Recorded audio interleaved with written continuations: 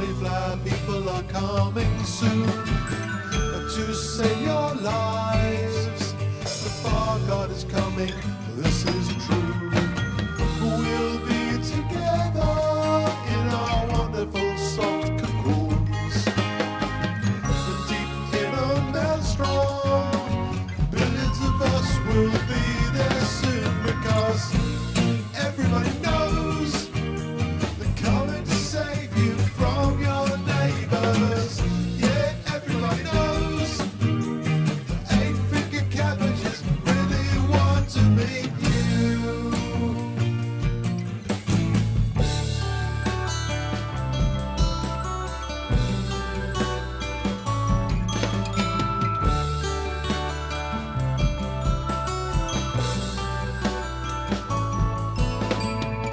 It's plain to see the cauliflower people are coming for me. They surround us here like a lovely hug from a cuddly bear. We'll be together in our wonderful sweet cocoons. Deep in a maelstrom, billions of us will be there soon, because everybody knows they're coming to save you from your neighbors. Yeah, everybody knows the 8-finger cabbages really want to be you. It's true, they want to be you. Don't tell your mama to. La la la la la la. La la la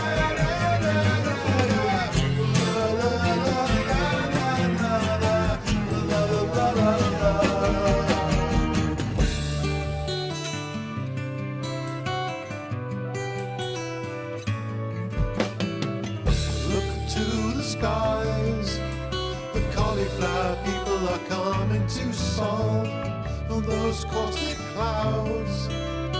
Nothing but gifts from an angry God. He'll come and take you, place you in your shell. When we emerge, we will be full of cheer, full of joy.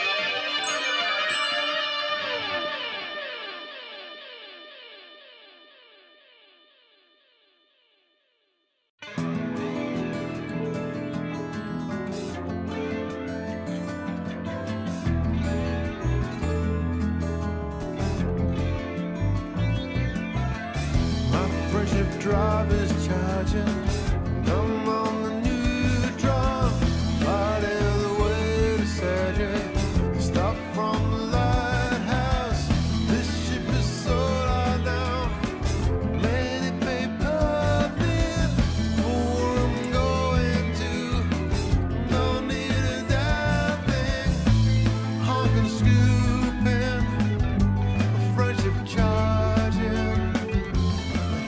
Prime right now, neutron boosting. We'll watch for white dwarfs. Stay on this side of the line, and we'll all be fine.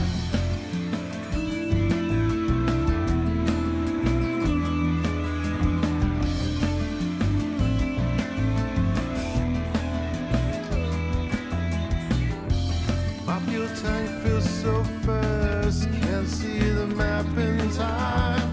Should I check everything or just the ones that call to me now? Looking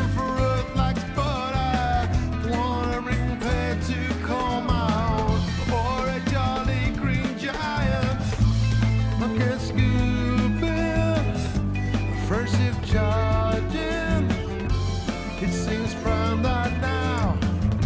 The neutron boosting. Watch for wide dwarfs. Stay on this side of that line, and then we'll all be fine. Hard screw, sky boosting. Hard screw, everywhere. Hard screw, break louder. Hard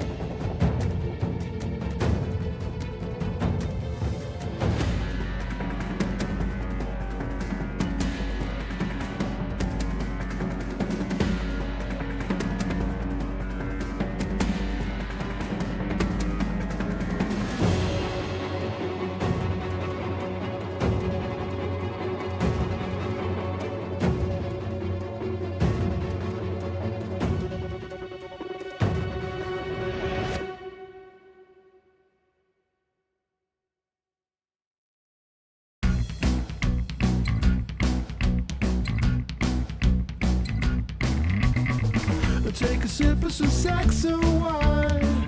The indie bubba's gonna blow your mind. Eurasian goose beer can make you feel so queer, my dear.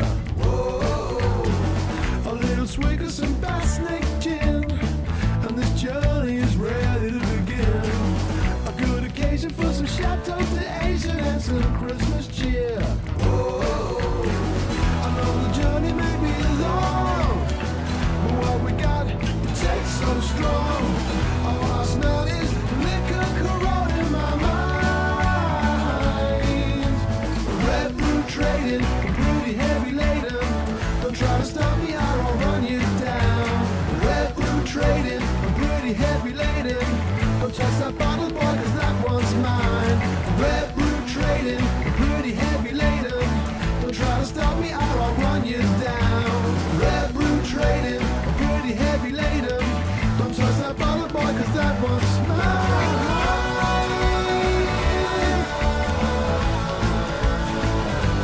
That one's mine.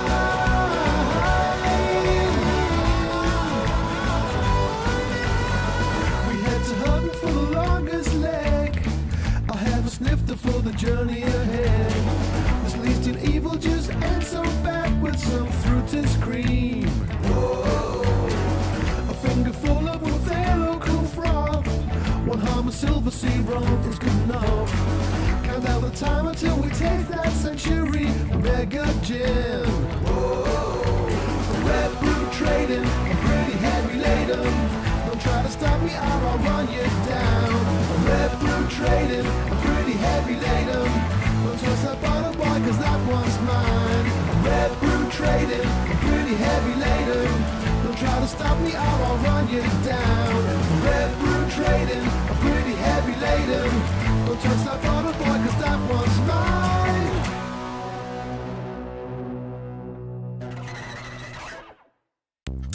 She can be fast, she can be wild. She can make your head spin like an SLF on fire. She can be smooth, she can be fly. She can make your heart spin like a hurricane tonight.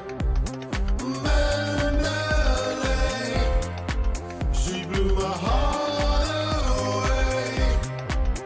She's my Mandalay.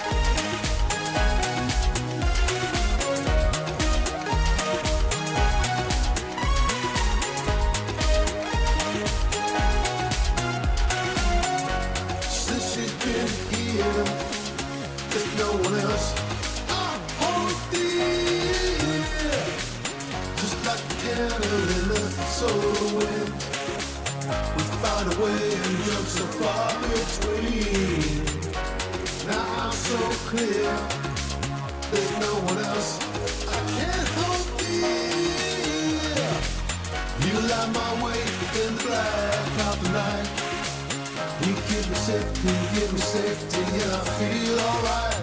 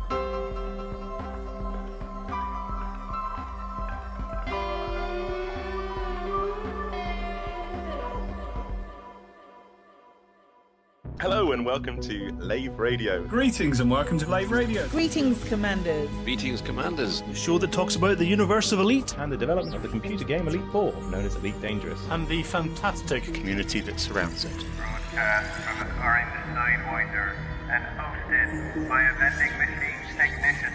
A place of nonsense and innuendo for forum dads. A self-contained podcast 2 hours long. Transmitting to every corner of the galaxy.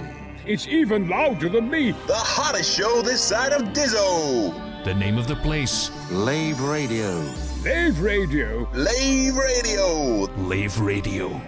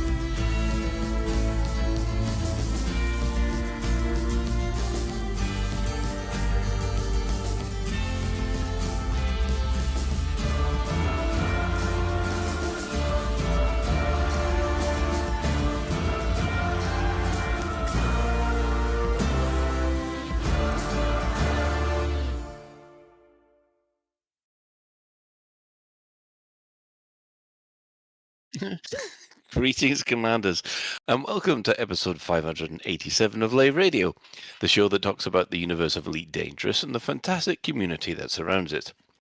I'm your host, Commander Phoenix of Fire, otherwise known as Colin Ford, Chief Archivist of the Lave Station, and joining me in the orange Sidewinder bar for this episode, we have, our SRV Banksy. That would be Commander Alec Turner. Hello, I feel like I'm being watched. Yeah. Yes, loose screws are watching you through binoculars. What's he up to? Right. Rear window all over again. We have our staff liaison officer, Commander Psychit, otherwise known as Claire. Yeah, but to give you the real experience of that, I'm going to have to break your legs next time I see you. I can't help it, them's the fools. We also have joining us today, we have the Chris Mark IV. Hello. And we also have a Pathis. Hello. However, we do not have a Ben. Ben's wife got admitted to hospital, but she's going to be okay. But it does mean that Ben is having to family, allegedly. So let's go around the crew, see how they've been for the last week or so. We'll start with Psychit, if that's all right. Yeah. What? Did we do a show last week? Yeah, we did. We did do a show last week. We did. I'm trying to think what I've been up to. Not an awful lot. Heat-wise, it's the heat. It's just warm, man. It's just always really very warm at the moment. A bit of this and that, a bit of clock. It's really, the heat's real bad at the moment because there's a mountain not too far from us. Like we're not super far from the valleys, but we're kind of like away from the valleys, and there's a mountain not too far from us, and that mountain, a lot of it is currently on fire. So all of our windows are shut because last night my house smelled like a nightclub from 2006. So there's an awful lot of smoke and that around where we are at the moment, and so our windows are closed, which makes everything super warm and that kind of stuff, which is not great. Aside from that, so we have like molting cats in puddles everywhere. We have what have I been doing? A lot of Elite, a lot of transport in Elite for the CG. I've probably worn 2 capes at this point to get these deliveries done. I'm currently top 50. Oh no, I might be top 25 now. I can't remember. I've done more than one run in a Panther Clipper, so I'm at least top 50, I would have thought. But that's about it. And a lot of the Assassin's Creed Black Flag Resynced, which is a fantastic little game with accessibility. That means I can play it because I'm not bouncing on the waves, so it's not giving me seasickness, and it's really fun. It's a really fun little game. So I say little. I feel like I've played three sessions of it now, and I feel like I'm still being tutorialized on it, which is kind of nice, really. It's not like you don't get a tutorial montage like you did in First Light. It's more of a tutorial slog and introducing things to you very, very slowly, which is kind of nice. A different change of pace, very of its time though for games in general. But yeah, I'm really enjoying that. Really enjoying Elite. I haven't really done much else, if I'm honest. I've started plotting and planning for ECM, but that is being held very close to my chest at the moment. But that will be made clear and revealed soon. But yeah, aside from that, that's about me, really. Excellent. Okay, I'll ask the Chris Mark IV. How have you been? Oh, it's been a busy week. It's been a busy old week. Lots of bits and pieces going on, lots of radio and stuff. At the weekend, I was out seeing Christopher Nolan's Odyssey, which was very disappointing. It covered none of the Elite Dangerous development whatsoever. It was mainly based on, Greek stuff, which, I was like, oh, after that, I was disappointed now. Was it all Greek to you? It was all Greek to me. Yeah, it was all Greek. It was all on about this, going over here, that. I was like, nah, I'm all right. I'm good. No, pretty epic on the big screen. I got to see it in the IMAX in Edinburgh, so very big and nice. Very big and very loud. I went in with a headache and I left with a bigger headache, mainly just because of the sound. Self-inflicted as well. I blame it on that. But no, a really good film. If folk get the chance to go out and see it. What have I been up to gaming wise? I've ended up getting hooked on Planet Zoo again because Planet Zoo 2 is coming out soon. So I've been sitting like playing bits of expansions that I've not played before and doing all sorts of bits with that. Done a little bit of Elite, though I haven't been over to do the CG yet. I haven't donned Cape. I've got a couple of days left to don Cape, so I will need to get that sorted. So yeah, that's been me. Excellent. How's the festival, or have you avoided it so far? It's building. It's building. It's not there yet, but the construction crews are out in Edinburgh. It's getting busier. It's all ramping up because it begins in August. So there's a few things like early stuff that starts to appear, and at the moment it's all the temporary venues get built. So yeah, very, very, very busy in Edinburgh at the moment, though they are reopening some of the bridges, so nice. No, at least that's something. Yes. Pathis. I've been enjoying the slightly cooler weather. Slightly cooler weather? You mean? Well, a couple of degrees cooler has made a difference because I can actually sleep at night now. And then, yeah. CG in Elite, rebuilt a links for the ground rescues for operations, so I can survive the hull of ships. And then doing a bit more work on my colony. Right. Yeah, that's about it. Excellent. Quick week then. I haven't been playing as much Elite as I usually do because I think my internet connection is not working as well. I have been doing preparations for a Final Fantasy 15 playthrough, which is in production at the moment, which is a bit of a pain because for some reason my USB hub keeps on dying. Yeah, sorry, Alec. Right. But yeah, it's been a quiet week for me as well, but I am looking forward to Saturday because I'm going to Comic-Con and I'm going to meet a lot of famous people. So, Nice. yeah. So, Alec, what have you been up to? No, I'm just going to lurk quietly and give Liz Screws fuck all to talk about. What have I been doing? The weather's been cooler, so there's been no escaping to hotels this week. I've not seen Odyssey yet, but I'm planning on going to see it on Thursday, I think, at the moment. I have, though. I've listened to a two-parter, 2-hour podcast from my favourite history podcast, where they basically detailed the entire story of Homer's Odyssey from start to finish. I'm assuming, even at 3 hours, that Nolan might have left a few bits out because there's a lot to it. Crikey. It's also quite daft, I have to say, but it probably it was different times, wasn't it? That's judging it with modern eyes, but there's a lot of bits of it, and I was thinking that's really silly. But yeah, I can't wait to see it. I'm sure it'll be amazing.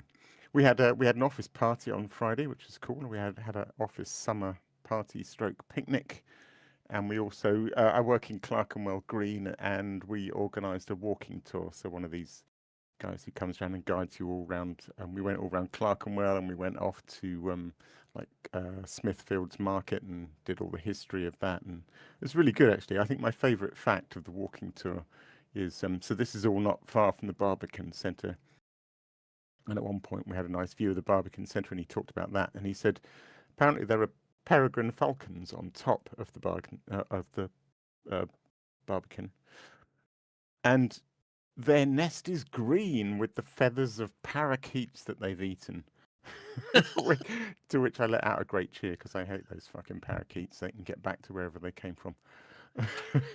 Oh, is that those parakeets that people have bought and they've just released? And I don't know how they first started in this country, but they're everywhere now and they're spreading like wildfire, and they just. So yes, yay for the peregrine falcons that are eating them. In game, what have I do? I haven't done any transport. I didn't do the CG. I haven't done any operations. There's no great prizes for guessing what I have been doing. Some racing, but I did get tipped off. Somebody on the forums tipped me off about a colonized system which contains no less than 75 starports and 30 settlements. But actually turned out to be a bit too far out of the bubble. It's about 2.5 Kylies or something. It seemed a bit too far for a buckyball race, but it did give me a really good idea for a buckyball race. And I found a system much closer to home. So I'm actually in the process of planning a buckyball race, which I haven't done for a very, very long time. Been years, hasn't it, Alec? It's been a while. I'm not sure I've done one this year. Have I even done one this year? Anyway, yeah, got one in the pipeline. So maybe ready to talk about it more next week. And then the other thing I did is I had a go at one of Commander Greaves's latest ED co-pilot time trials, which was a 1,200 kilometer pole-to-pole SRV race. And what was interesting is I completed it in about an hour and a quarter. But I kind of gave up, or I was about to give up, so halfway, and I was just nudging 1 hour, and I think I didn't have another hour left to play Elite. I just thought, screw it. I'll write this run off, and I'll just see how fast I can make this thing go. Fully expecting to blow up at any minute, So in the end, yeah, I crossed the finishing line of this pole-to-pole epic, doing just over 1,000 meters a second in the SRV. And what was really interesting, I don't think I'd experienced this before, although it's not a new discovery or anything, but so the vertical speed indicator was showing that I was falling, but I was going so fast that I never hit the ground, if you know what I mean. Because of the curvature, I was literally just constantly falling around it at that speed. Well, that's how it felt. So it's a shame I had to log off because I probably could have done several orbits. But anyway, yeah, it turns out you can orbit a small moon if you can hit about 1,000 meters a second, which is quite fun. Yeah, I think that's me. Right. Okay. Quickly to the development news then. What have the devs said this week? Well, there's been 3 things, really. We had a long maintenance session on Thursday to get the server-side updates done. It took a couple of extra hours, and I have to report some good news. Since then, the number of lost connections appear to have dropped. Not significantly, but it's noticeable. And power play and colonization seems to have caught up. So all those missing power play merits that I was complaining about last week, they're all up to date, and I jumped about 6 levels in one session. So I'm now quite happy. And power play seems to be responding almost immediately, and there's none of this slowdown. The other thing that they have mentioned is that, and this only applies to people who have been using the Epic launcher. Originally, the Epic launcher used to launch the game in the old legacy servers by default. Now, this means that there have been I don't know how many players, but there's been a number of players who have just been playing using the old legacy server, and when you pop over to the live server, well, you find you've lost all your progress. So what they've gone and done is that there's now a new launcher available on the from Epic, and it launches directly into live. Now, the problem is that if you want your legacy commander upgraded or transferred over, then you have to go through the whole transfer process, which we used to use for getting stuff off the consoles into live. So they do have a solution for you. We'll put full details in the show notes, and there's also instructions on how to do it on the forums. So yes, that's a nice one. About time, really. I wonder how many Epic sort of free Epic launcher people are happily playing Legacy without even knowing it. Do you know what I mean? They just think, oh, there's not many people in this game, and it doesn't get many updates, does it? Yeah. Well, I mean, that's the one thing that, because unlike Steam, we don't have any idea of how many people are actually playing on the Epic store. So yeah, we've got no idea. But it must be significant, otherwise they wouldn't be putting the tool out. Yeah, I wonder if there was something like because they've been talking about doing this like for March 2026 was when we first started mentioning about this, and for it to have taken this long to come out. I wonder if people logged on expecting an update for operations and then not getting one, because the Epic crowd who would have picked up a free game would have been. I'm drawing a Venn diagram of people who regularly install, like look at the free games on Epic or have the Epic launcher open, and those people who play Fortnite. And I don't think it's quite exactly a circle, but I think it's probably quite close. And I think if they'd seen the advertisements that I'd seen on Instagram for operations, then they would probably be kind of interested and go, oh, I'll give that a go, and then not see anything. And this is why this might be what's pushed Frontier to do it. Actually push it out rather than just talking about it, you know? Yeah. So I'm glad to see it. I mean, I wish they'd done it ages ago, but you know, it kind of caught me out when I first started using the Epic account, because it would start in the wrong mode, and I was there going, what? No. And then I found out how to delete the legacy files from that one, so it always defaulted to the right one. Right, and the final bit is interestingly, talking of player numbers, Steam charts are showing up to 15% more players playing the game since Operation started, and it's kept up for the last couple of weeks. So they must be doing something right. Cool. Yeah, people are coming back to try Operations. Actually, I've seen a few people logging in that I haven't seen for a while. You know, my friends list from way back. Yeah, I noticed that every now and again the friends list will suddenly balloon and then disappear again. So yeah. Right. If that's the case, I'll hand over to Alec for the community news. And now to the community coroner.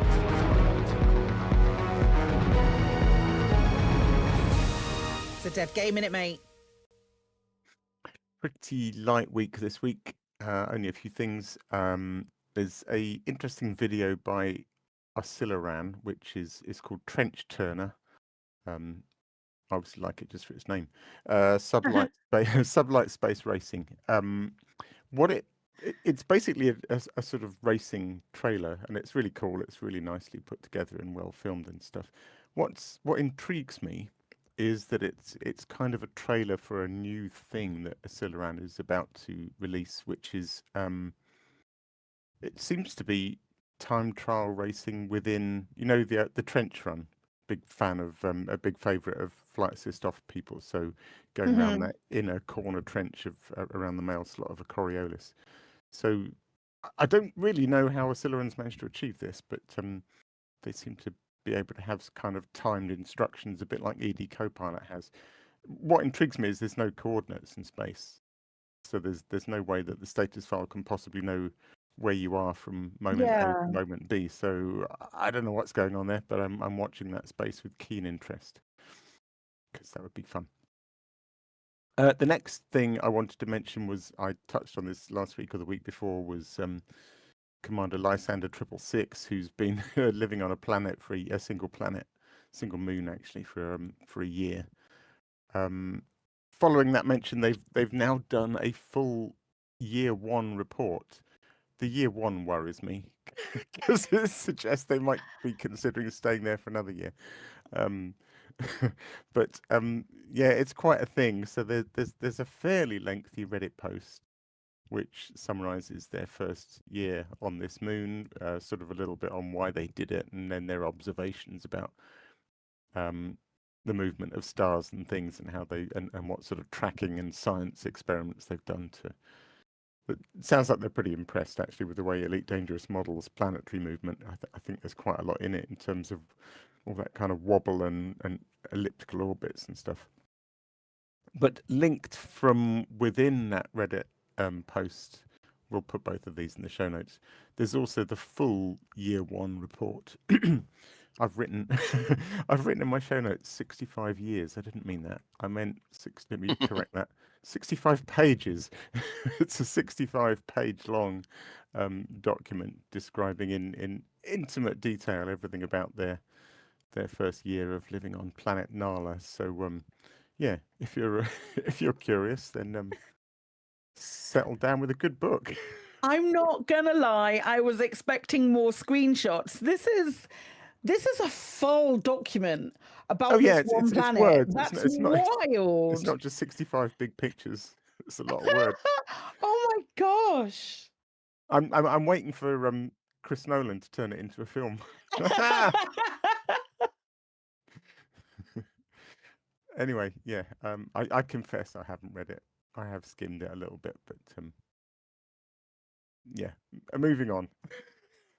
Right. The people over at Project Galtier have been back to me again. I think they feel like they're badgering me now with new facts every week, but they're very excited about what they're doing, which is fine. So there's a video by Queen of Laser, which is the best example they could find of somebody documenting this. But basically, they've done another dodecahedron speed run. They've broken another record, so they managed to build a primary dodec in 36 minutes. Jesus. Which is pretty impressive, beating both their previous primary dodec speed record of 47 minutes and 53, and PTN's non-primary dodec speed build of 43. So yeah, you can build a dodec in 36 minutes. I believe if you throw arcs at it, you can build it in 5 minutes. But there you go.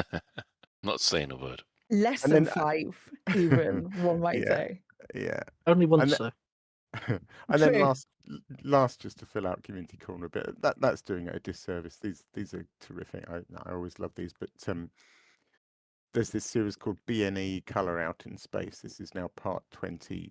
The Asters by Inf Whale, and Inf Whale makes these really wonderful exploration videos, terrific music, and the videos are kind of focused typically quite often on things in notable stellar phenomena.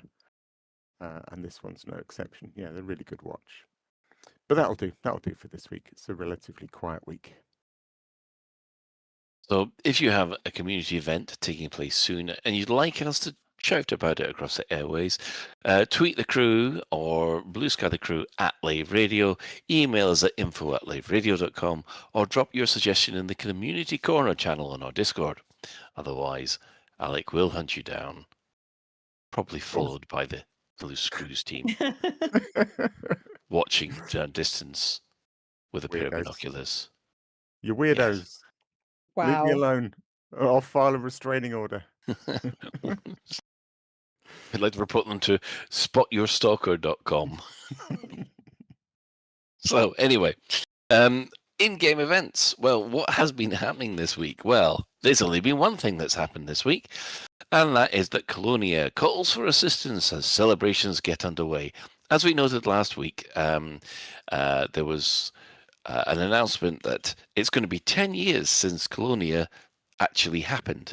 So to celebrate this, they've started asking for supplies at Peter's Base and Facis, where if you do enough, you get into the top 75%, you get a Type 8 Convoy Chromatic Grape Skin or a Panther Clipper Mark II ZPG Pink ship paint job. So, yeah, I haven't had a chance to look at what these will look like, but they sound good. I can describe them directly for you. I was going to say the usual CG forum thread by forget who posts them now, but I think Flossie usually there you posts go. them.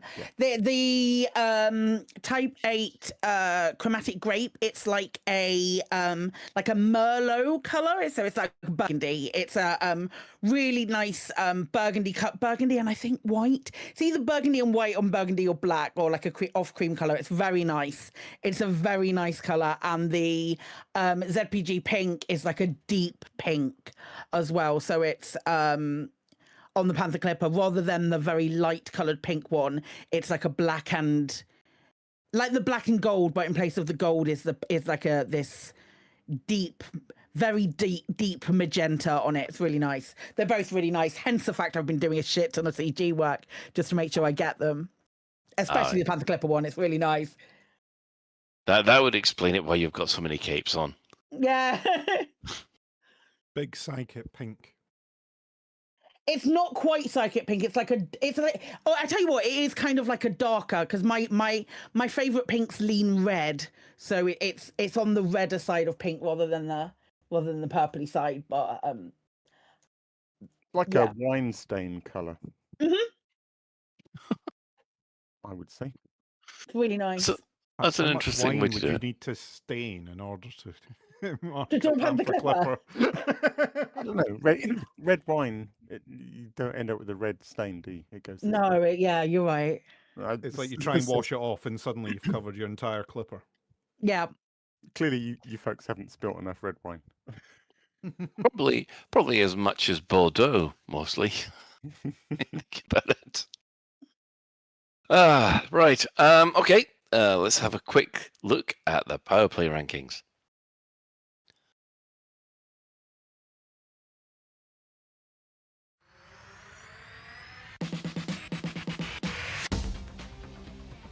Still remaining in 12th is Patreus with 666 systems. He's gained nothing over the last 2 weeks. In 11th, 2 systems Torval has gained. She's now on a total of 755. In 10th, Delane has gained 8 systems, bringing his total up to 853. 9th, we have Winters gaining a system, bringing her total up to 1,119. Archer has done absolutely awful in 8th. He's lost 4 systems, so his total's dropped to 1,288. 7 is Antal, gaining 9 systems, taking his total up to 1,352. And in 6th, Grom has fallen behind. He's only gained 7 systems this week, bringing his total up to 1,499.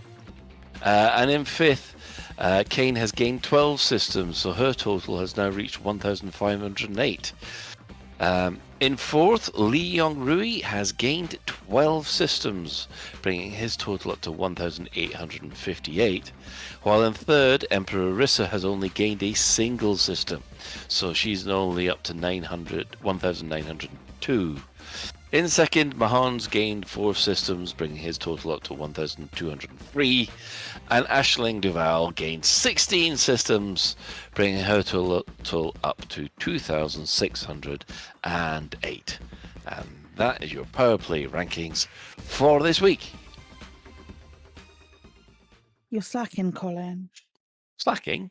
Yeah, you only get one system. Yeah, I know. And this time I actually started to go back to it.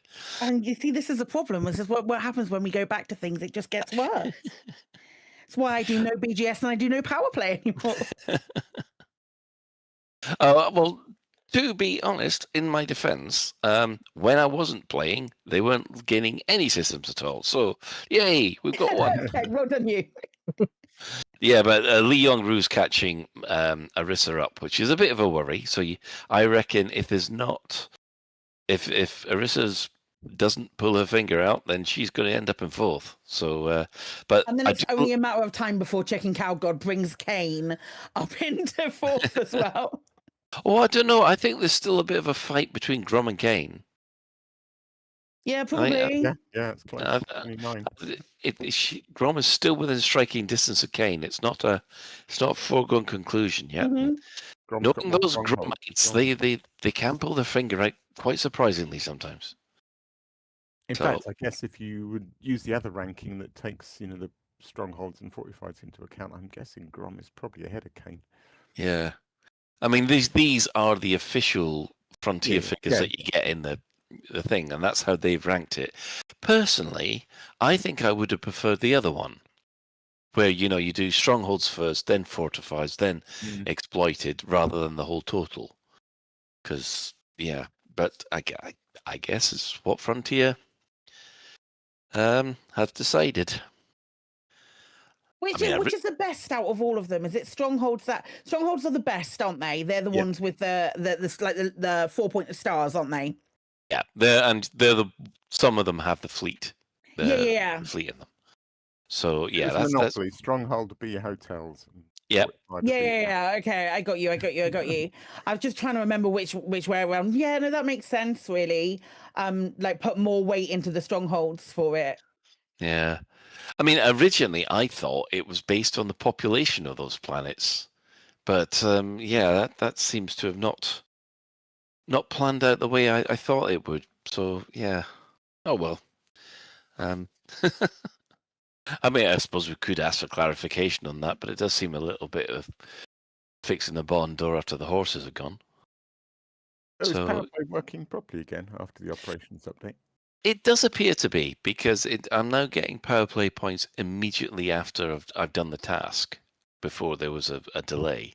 And on top of that, I've seen control points being added in when they should actually happen. There's normally an update every half hour or so that seems to have caught up as well. So whatever they did on Thursday, thank you very much. It gave me some purpose to do over the weekend. Cool. And what's the word on the street about undermining using operations? Is it worth it, or is it not particularly effective? At the moment, there are more efficient ways to undermine.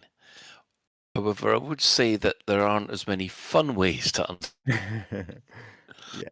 So, I would say that if you're wanting a player experience which helps undermine, I'd go operations. If you want the most efficient way to undermine, then just do undermining activities in the game. So, I think if they want that to make more of a meaningful impact into the game, I think they need to up the rewards for them. Which, it's one of those things that they're always constantly saying they're looking at, they're monitoring, seeing what people do. So, yeah. So I guess it's that time of the week again. Store alert! In the bi-weekly newsletter, here come paint jobs for your art. In the bi-weekly newsletter, here come paint jobs for your art.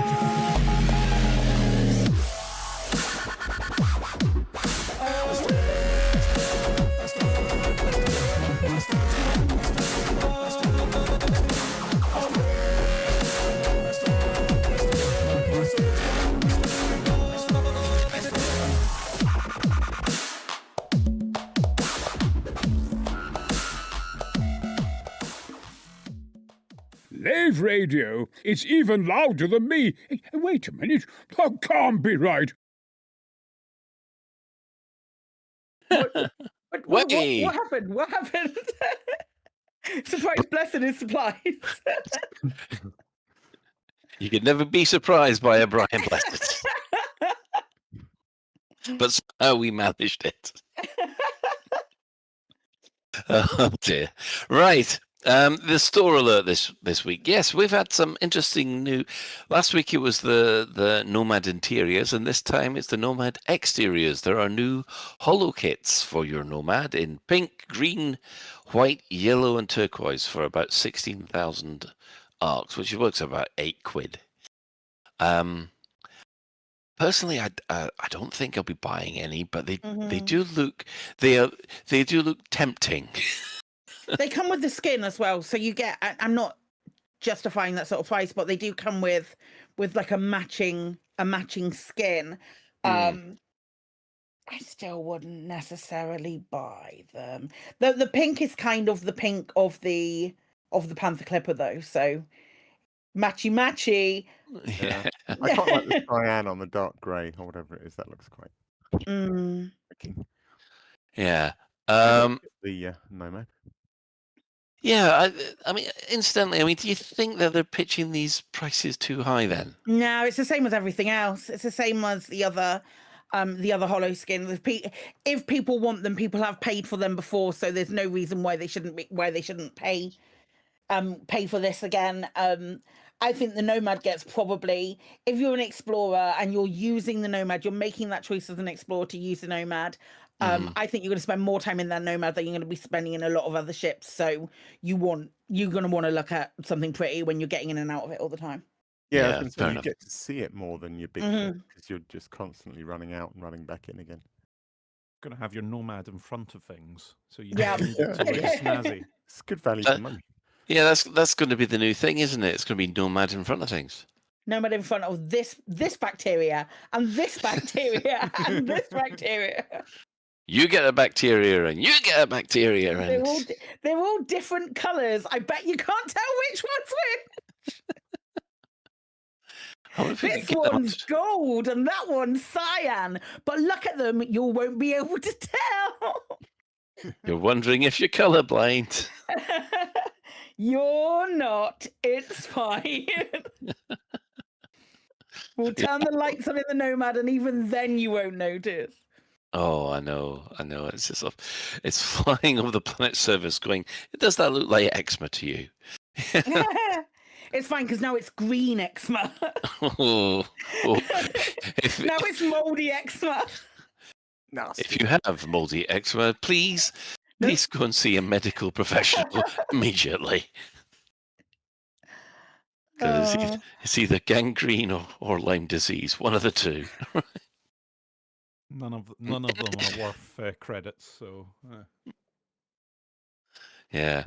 In addition to that, on sale they've got all the engines and laser colours.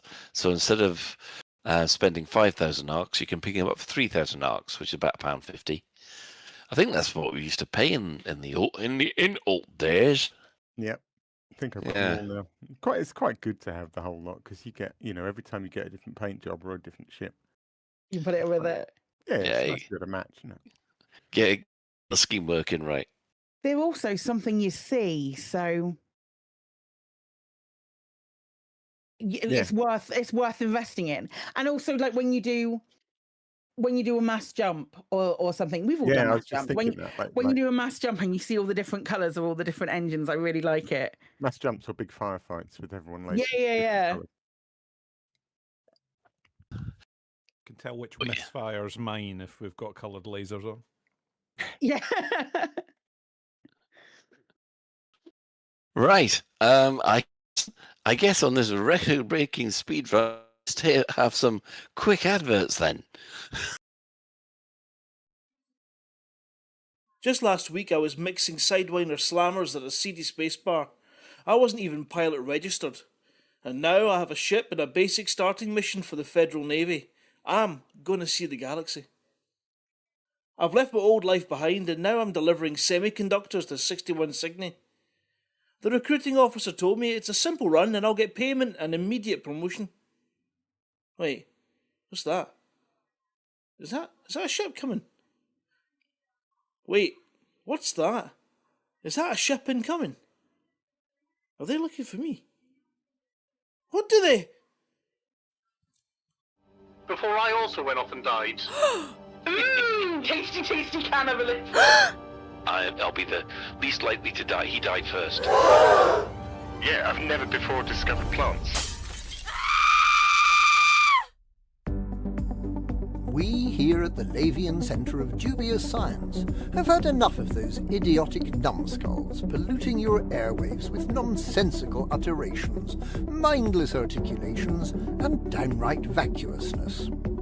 Our premier linguistic experts, psychologists and scientists have collaborated for years to find the perfect antidote for such silliness, and are proud to present Professor Pebcap's Miracle Elixir. Our closely guarded recipe is designed to target the sensibility triggers nestled within the frontal lobe of the cerebrum and gently caress the cerebellum, meaning that clumsiness, terrible decision-making, lewd comments, and rare but fun rants are a thing of the past. Place 1 drop under the tongue when you wake up and 1 just before sleep, and settle into an elevated state of practicality that's more suited to the responsible commander. Professor Pebcap's Miracle Elixir. We've not tested it yet, but we're sure it'll do the job just fine.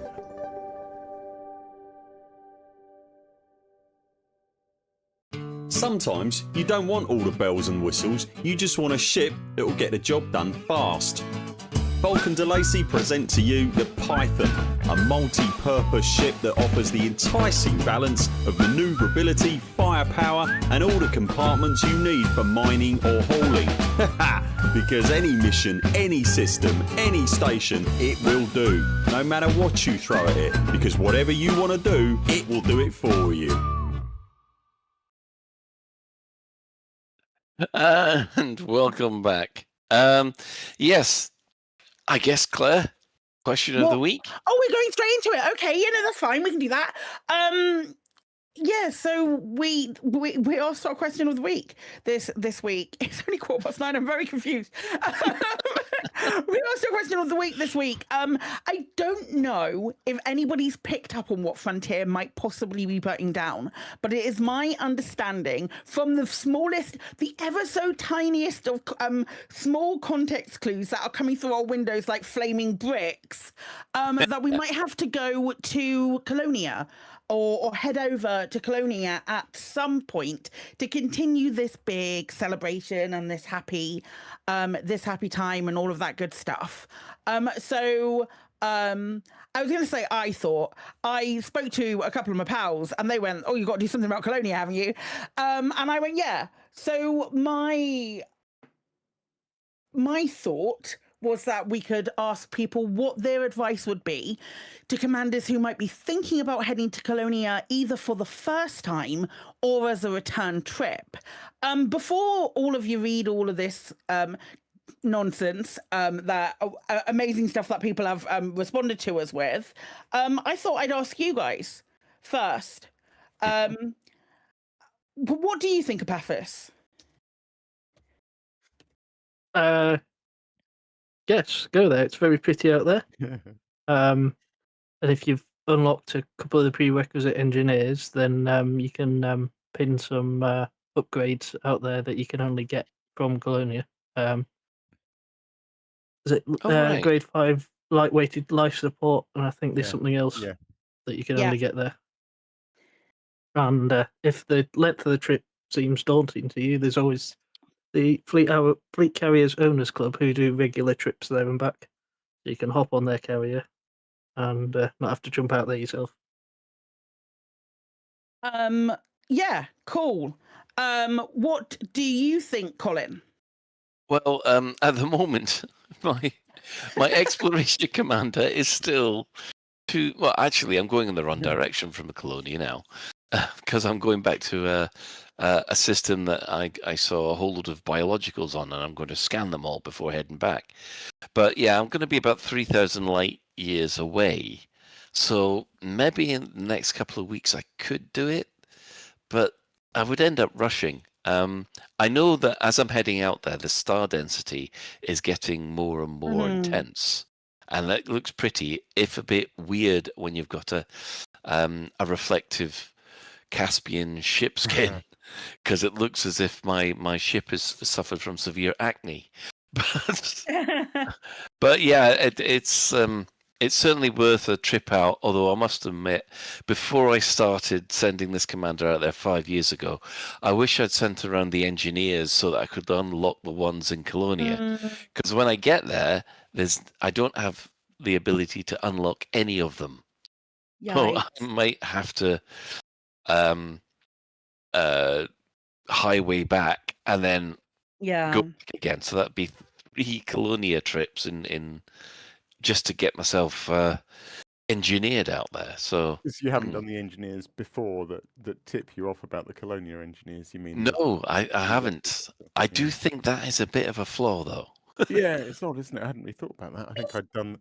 Is there not a way to get invited if you become like a friend of Jack's or something like that? There's only like I think some of like the requirements out there are along the lines of getting certain things or getting to a certain level. I think one of them you have to be elite in combat or something in combat to be able to gain access to one of them. That's the only one that is sitting on the back of my in the back of my mind. But don't you need the introduction? There's the thing they want, but yeah, maybe the introduction, don't you? I'm looking I think it was right now. I think it was Etienne that I didn't have unlocked on an alt that I took straight out there to do everything and then had to come back. So got to the engineer and had no knowledge of it. So are we saying that Colin's going to do 5 more years and still not made it to 100% Colonia? absolutely. 100% absolutely. What do you think, Alec? Yeah, I was going to mention Ephesus's tip about the fact that don't forget to pin the recipes that are out there. Don't come all the way back and then suddenly think, oh, I should have pinned those. I believe, I don't know enough about this. People have had to do a bit more research, but I believe that if there's a bunch of on-foot engineering that you want to do, that I think if you make sure before you go to Colonia that you've got all the materials you need, and I guess Odyssey Materials Helper is probably the way to go about that, then it's kind of a little bit easier to get all your on-foot engineering done in Colonia because there's less on-foot engineers, but they each do more or something. Mm-hmm. Do you know what I mean? So instead of having to run around 10 different engineers to get 10 different on-foot things, there's only 3 of them and they each do 4 things or something. So I think you can be slightly more efficient with your on-foot engineering if you prepare and make sure you've got all the mats that you need in advance. Yeah.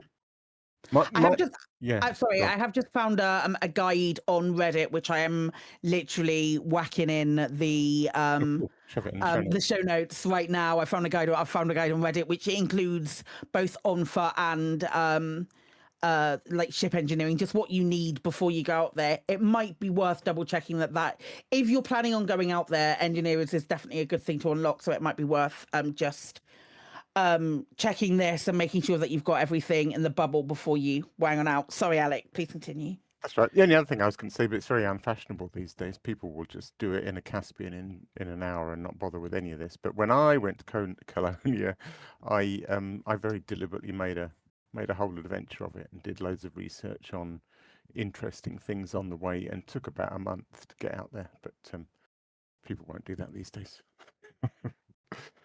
Make it fun. It's the journey, not the destination. But there you go. What do you think? What do you think, Chris? So I have been out to Colonia before. It was a bit of an adventure for me. I did no planning whatsoever. I made the foolish mistake of kind of dawdling about exploring one day and then decided to turn a hard left and head towards Colonia and did not plan very well. So my thing would be do prep a little bit if you've not been out that way before. Yes, people can sort of speed run it, but if you're a bit like me, not very good, then maybe you can't. So make sure that you're prepared a little bit for exploring and going out. Have a ship that you've set up with it. Maybe equip, I don't know, like a fuel scoop. A fuel scoop's useful. And make sure you have a good fuel scoop. Like a decent one. Don't have like a piddly one that you just put there to help you out when you couldn't get to a station or stuff. Okay? Do like a proper fuel scoop. I feel like you're Chris speaking approves. from experience. on this. Maybe just a little bit. Chris underestimated the distance away that Colonia was, and maybe took him a while longer. Not 5 years, mind you, but it did take me a while to get out there. It is worth the trip, though, I would say. So Colonia is definitely worth the trip. The whole star field and everything, like Colin says, is completely different out there. It's a cool little bubble of space. I'm really interested in what they're going to do out there. I'm guessing it's just it's going to be colonization, but there might be little weird stuff going on. It's feeling it. I'm genuinely feeling like at this case of a FOMO when it comes to it. The biggest thing for me is making sure that if you're going out there, the engineers should be a consideration for you, and especially the ones where you can pin shit, specifically grade 5 life support, because that's the only one that I really pay that much attention to. So having like a grade 5 option for life support is really fun, and it's definitely a reason to go out there. It's also gorgeous. The first 90. I was going to say 90. I took a whole account out there, coming back, getting another ship, and taking that ship up to Colonia. So I manually moved all of my ships to Colonia on this one account. And the smallest jump range I did it with was a 35 light year jump range. I bet you can't guess which ship that was. But I managed to squeeze a 35 light year jump range with all of the bits that I needed on it out of a Corvette, and I jumped up with a Corvette with that, and it was soul destroying. And that was just basically on the Neutron Highway. So I'd recommend doing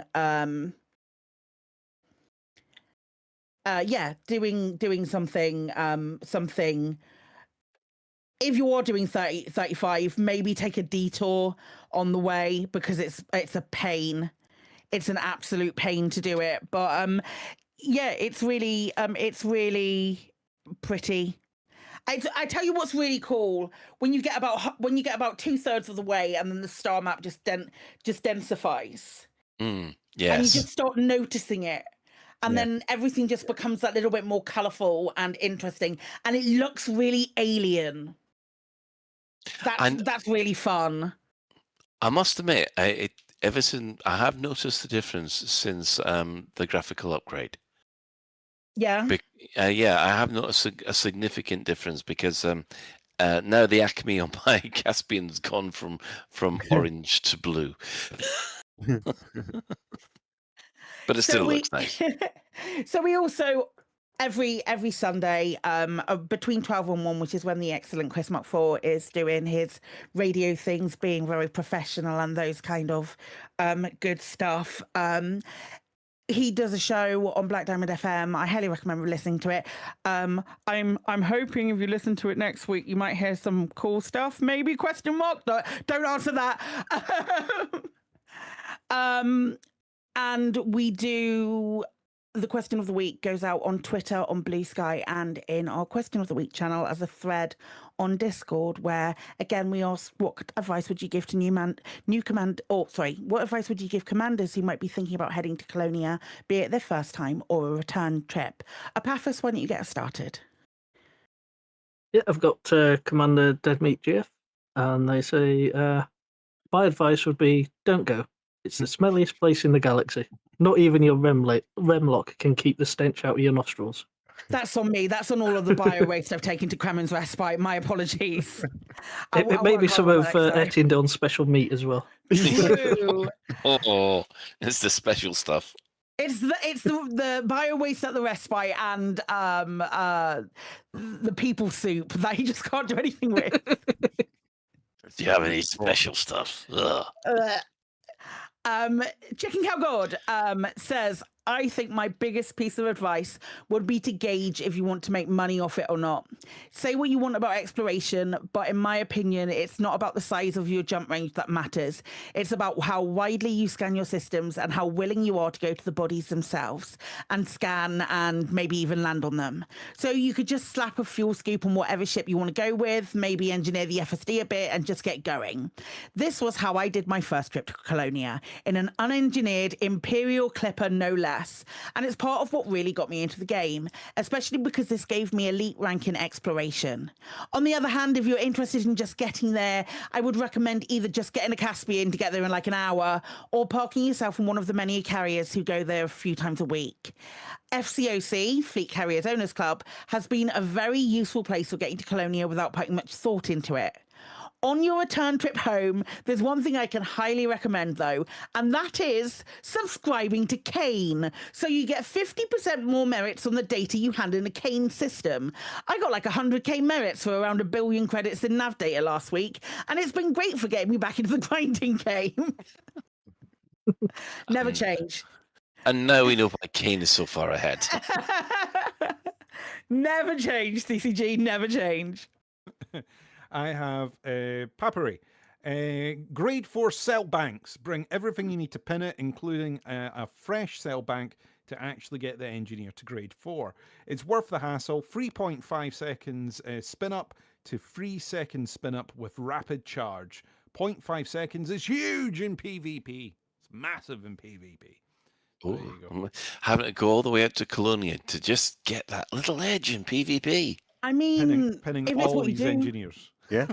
if it's what you enjoy, who am I to criticize you for taking the 1 hour trip, because that's all it is now, to get up there if that's your main goal, for sure. Somehow, I feel like one of these space travelers who's been in a hibernation ship that's been going to Alpha Centauri for absolutely hundreds of years, only to get there to find that this guy who's invented the jump drive 2 hours after I left. They've all been waiting there going, we've been waiting on you. In years to come, Colin's ad is going to be like a generation ship. Like people will fly past it and go, what's this derelict? And there'll be some horror story about. Yeah, I want to crash the ship and have one of those tourist beacons. Then here lies Commander Phoenix to fire because he was dumb. I have got. Let the record state that Colin was the one who said that, none of the rest of us. I was only saying what you lot were thinking. Nope. Sorry. Thanks. No. Sorry, Alec. That's right. Big Al Cappuccino says, Fuel Scoop. If you want to make an expedition of the trip, especially if it's your first, then edastro.com/galmap is a great tool for making it your own expedition. Select some POIs and nebula as waypoints off the beaten track, but then jump away from the heavy traffic tracks. Take the leeward side for a bit. If you're really enjoying ExoBio, you could incorporate a small taste of the Canon Challenge, both on edastro and canon.science/codex/Canon Challenge. It may be the start of a much larger adventure. SRV with Codex Bingo is a great measure as well. Adds a bit of accounting. Accounting. Lovely. I like it. That's SRV survey has Codex Bingo in it, doesn't it? I saw that the other day when I had it open. Okay. Yeah. Okay. Yeah, so I think it's like find all of the shit. Yay. Cool. I don't know. Gion Garen I've got. Gino Garen. Be sure to ask in the Colonian system chat if Colonia Jesus is around. He's a local celebrity and everybody in Colonia knows him. He's always a blast to meet face to face. I imagine that he might be a PvPer. I don't know, there's a small context clues. One of those people that waits for newbies to arrive in open and opens fire. Gives you a nice warm welcoming of laser fire. I don't think there'll be many newbies in Colonia. I think that's probably safe. Colonia Jesus definitely sounds like it should be a song sung at ECM. Colonia Jesus, he rise again. Right, I've got Commander Vladigor. They say, I can highly recommend hitchhiking a ride via the Fleet Carrier Owners Club on Discord for your first trip to Colonia. That's how I did my first trip, and combined with first time using Discord, and also my first time in Open. The chats and shared experiences I had with fellow first timers on that trip were amazing, and they opened up the social side of Elite that I hadn't previously been aware of because I'd only played solo up until that point. Also, if you're interested in engineering lock-in, I would recommend reading up on advance what's need that. I'll start that again. I would recommend on reading up in advance about what's required to unlock the Colonia engineers. It may be easier to find the items that they would want in the bubble rather than in Colonia. Finally, just hanging around outside Jack stations can be a form of entertainment in itself. 99% of the top beluga liners appear to queue up outside the mail slot, and traffic gridlock is a regular thing there. Was it really?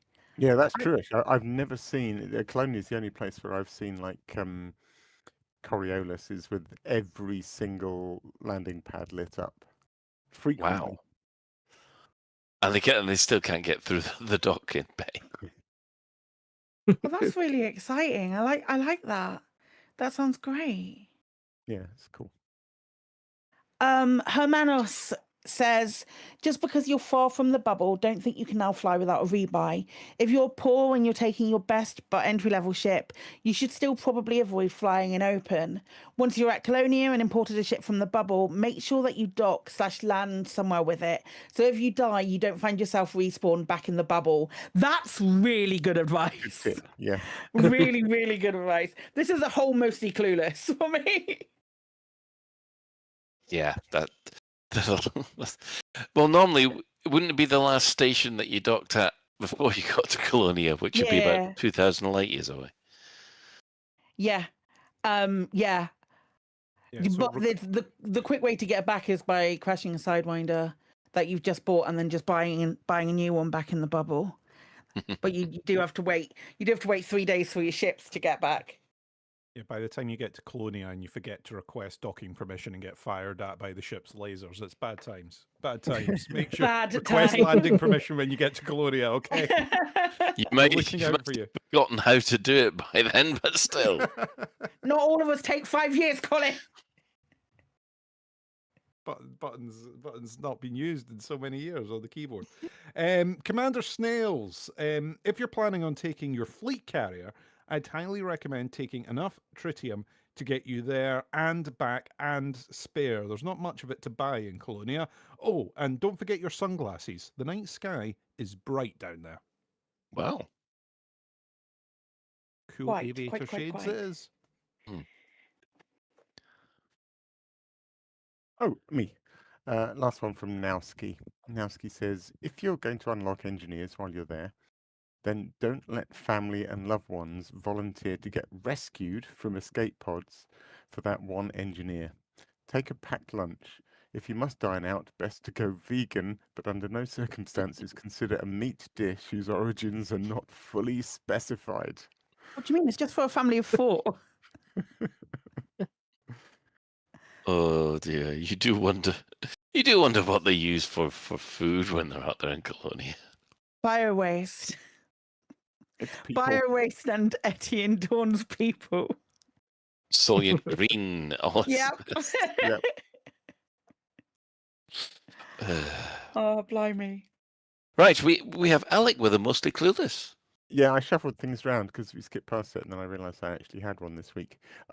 This could well be a trick that everyone knows and goes, "Oh, for God's sake, Alec, how did you not know this?" But anyway, I spotted this on DW3 actually. So occasionally I'll get a thing where I again, it's often through racing, but I'll go to a system which I haven't been to before, and I'll do the FSS, and I'll scan all the.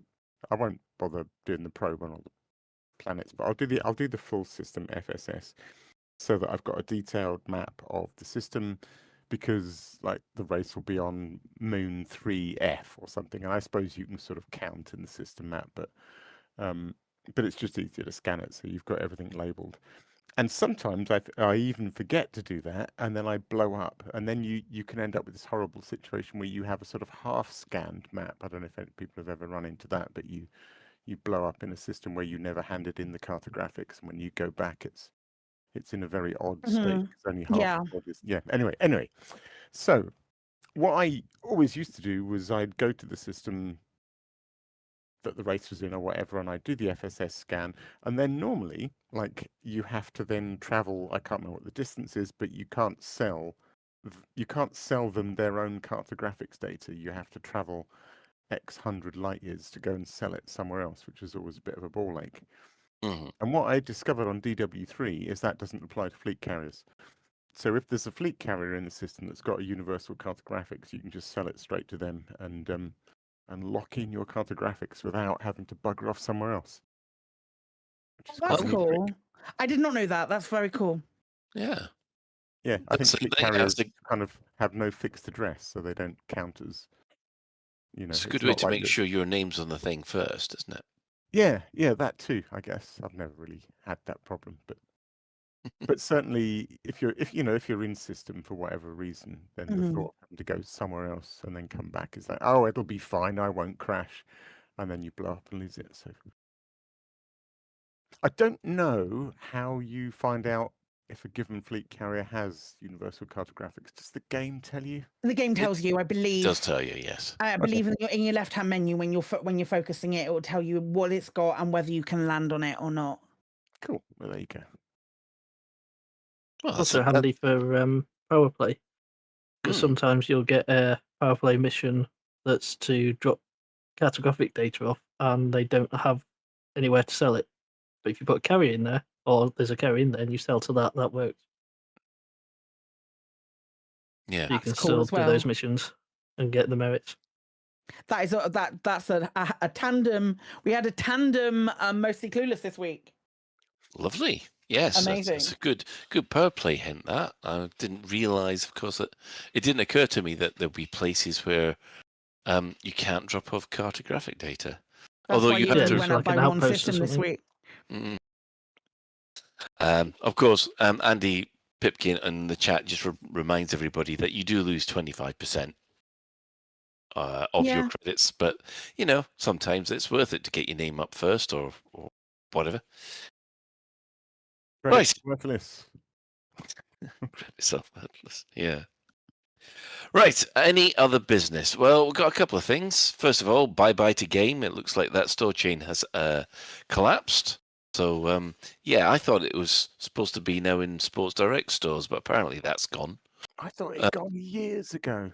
Yeah. Well, no, they were. And then it's got like pop figures. Like the one near us has got like pop figurines and all of that. Barely any hardware anymore because. Yeah. Great thing if you want your Funko Pops, really. That's about it. Yeah. The other one is, well, I think we should give a shout out to Henry from the Guard Frequency, because not only does he play space games, he's also developing his own one. Insular Frontier is looking to implement everything that a space game enthusiast could want: starship combat, away teams, crafting, resource management, loadout configurations, exploration, and of course a huge sandbox galaxy with a narrative storyline. Now, he's created a basic website called interstellarfrontier.com where you can find more details, but I do believe he's getting close to actually putting up a preview version up on Steam. So yeah, this isn't a little hobby project. This is turning into something interesting. Can we start a podcast about his space game and then moan every week about how it's not out and see how he likes it? Oh. Wow. Sorry. Crikey. Oh dear. But yeah, well done, Henry, for getting that far. I mean, I've been working on my game for the last 2 years, and I really have got to get back to it. But yeah, Claire. Yes. Very, very, very short notice. If you're about at 11 o'clock tomorrow, there's going to be a very cool, fun and exciting special effect stream that is happening tomorrow over on the Special Effect Twitch channel at 11 a.m. Where in partnership with Special Effect in partnership with Edinburgh Zoo have got this initiative where their little bubble buster machines get to go to the zoo and show kids who can't make it to the zoo or people who are unable to get to the zoo and basically show them all of the animals and that kind of stuff. And tomorrow on Special Effect, we're going to be showing off the how it works and how this little bubble buster works, and show. I'm going to be the person who's got access to the bubble buster. You'll be going to be able to see that on screen. It'll be on the Twitch channel. And Paige has taken me for a walk around Edinburgh Zoo, and meeting one of the head. I want to say keeper is the word. Well, I was going to say ranger. That's not right. Morris, one of the head keepers at Edinburgh Zoo. We're definitely going to see penguins. I've put in a special request for red pandas. But for an hour, 11 till 12 tomorrow on twitch.tv/special effect team, that is the 22nd. It's still Disability Pride Month. We're just showing off what the bubble buster can do as far as the beautiful accessibility that they can provide to people. I'm very excited about seeing red pandas. I want to watch that. It was very short notice, and it was a kind of tech issues with Colo and Claire, can you help me out here? And I went, I want to see the penguins. So I spent a fair amount of time getting that sorted out. But we're doing it tomorrow, and I'm very excited to go and show this off. Hopefully it all works, because I've been working really hard to get it done all day outside of the little bit where I streamed. Oh, that sounds awesome. It really does. Well, yeah, hope everything goes well. It's just so cool that this is a thing that they give to this is a thing that they give to people and to these people who don't have access to things. And this is stuff that we raise money for. The things that we raise money for are when we do our silly Jeopardy, when we do our silly what was the last thing we did? It wasn't Jeopardy. It was Family Fortunes. When we did Family Fortunes with I've with blocked the the whole loose screws. experience. I've blocked that experience out of my mind. I'm surprised that you can remember it, Colin, how drunk you were.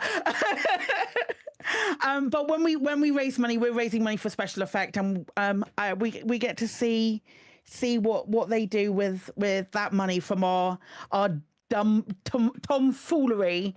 So yeah, I hope you can join me then and join the Special Effect when we show that off. I'm excited. Oh, that sounds awesome. It really does. Okay, I guess shout-outs. Our sister station, Hutton Orbital Radio, it broadcasts on a Thursday from 8:30. You can tune in at twitch.tv/Hutton Orbital Truckers, or if you just want the audio, go to radio.forthemug.com.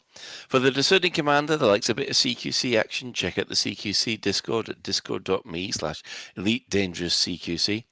We're also giving shout-outs to other following Elite Dangerous podcasts. So that would be the aforementioned Guard Frequency, who hit 550 last week. So well done to them. Catch up, lads.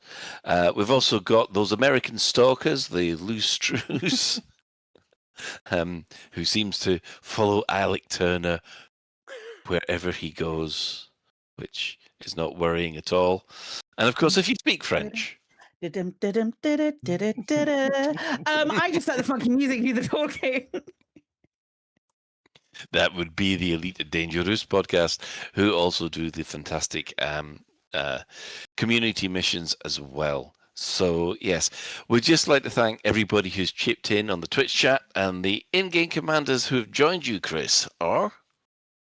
I've had Paphos, Phoenix Blue, Zero, Osbert, Sarah Locken, and Jumper the Second, all joining us in the bar tonight. What happened to the first jumper? We need to know.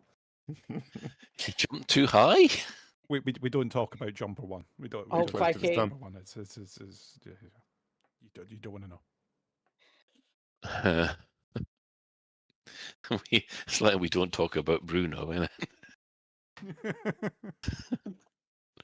Right. Special thanks, of course, go to Commander Tokuso, JN Tracks, and Ellen Stroud, who all create music that we've used in this show. So that's it for this express episode of Lave Radio. If you'd like to get in touch with the show, you can find all the contact links in the home/contact us menu of the laveradio.com website. We love getting your feedback on Spotify. Thanks to everybody who's contributed this week. Please like, subscribe, help us beat the algorithm. Give us a tick. Do let us know if you have any questions or if there's anything you'd like us to discuss in a future episode.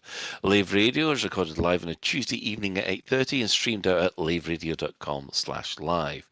So, thanks to the Chris Mark IV. You're welcome. Thanks to Pathos. Thanks, Colin. Thanks to Commander Psychit. Thanks, Colin. I'm thinking about calling this week's show Mouldy Eczema. That sounds right? Sounds good. Cool. Yes. Sounds bizarre. Thanks, of course, to Alec. Thanks, Colin. Night all. And special thanks for putting up with the heat. That would be the Chris Mark V, who's been doing tech tonight. You're welcome. So, until next time, Commanders, fly safe. And if you can't do that, vote bin face.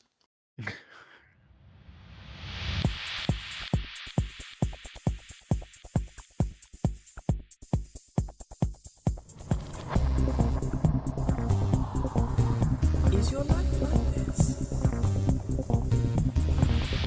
Sounds like someone having an orange inserted into them.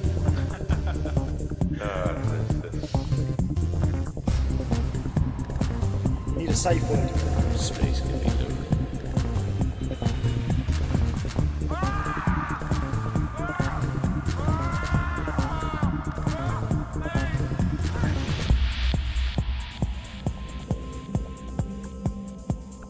I'm going to see the galaxy.